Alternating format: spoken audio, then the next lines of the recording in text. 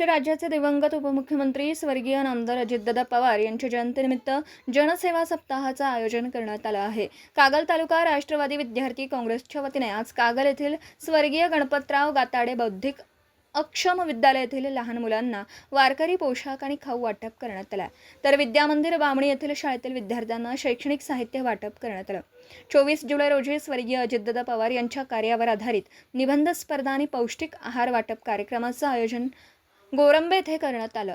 तर 25 जुलै रोजी DR Mane college Kagal येथे युवती सुरक्षा हेल्पलाईन नंबरचं अनावरण करण्यात येणार आहे।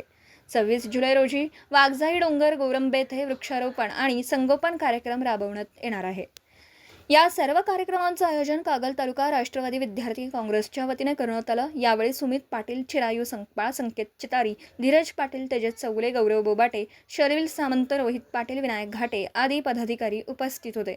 मराठी एस न्यूजसाठी कागलहून प्रशांत दळवी।